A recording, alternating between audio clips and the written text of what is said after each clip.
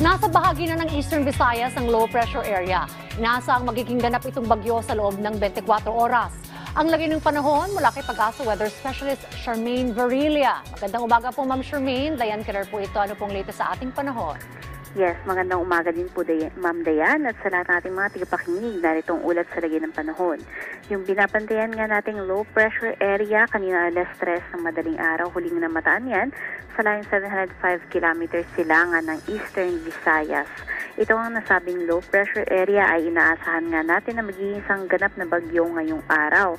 At inaasahan nga na maglalandfall yan dito sa may silangang bahagi ng Visayas at Southern Luzon simula nga bukas hanggang sa Sabado.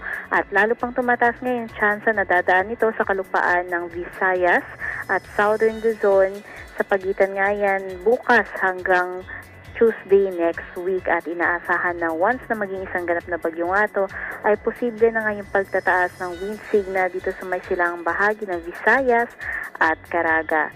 At bukod nga dyan, nakaka-apekto pa rin ng northeast monsoon o hanging amihan dito sa may bahagi ng northern at central Luzon. At ito nga din yung nagdadala ng mga kalat-kalat na mga pagulan at kulimlim na panahon sa may Cagayan Valley, Cordillera, Aurora at Quezon. Samantalang shearline nga o yung salubangan ng hangin ang nagdudulot nga din ng makulimlim na panahon at mga kalat-kalat na mga pagulan at pulupulong pagkidlat at pagkulog sa may Catanduanes, Albay, Sorsogon, Northern Samar at Eastern Samar. Samantalang dito nga sa Metro Manila at nalalabing bahagi ng Luzon, asahan nga ang bahagyang maulap hanggang sa maulap na kalangitan at pulupulong mahiging ng mga pag-ulan dala ng northeast monsoon. At yan ang latest mula dito sa Pag-asa Weather Forecasting Center. Charmaine Varilla nag-uulat. Alright, Ma'am Charmaine. So today ay magiging bagyo po itong LPA na ito. Ano po magiging pangalan nitong bagyong ito? Yes po, no. Inaasahan natin na magiging bagyo ito ngayong araw. Bahagyang nga lamang na delay yung pag-develop nito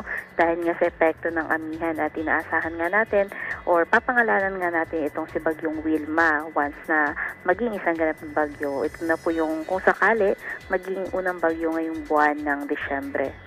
So ito pong LPA paging naging Bagyong Wilma na, kailan po ito tatama sa lupa, ma'am?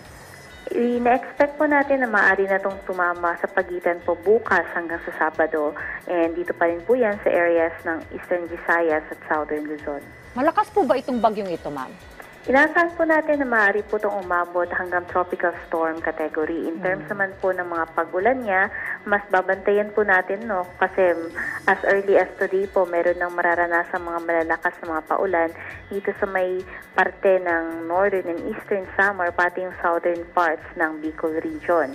At expect po natin sa mga susunod na araw ay malaking bahagi na ng Visayas at Southern Luzon ay ang may mga malalakas na mga pag-ulan.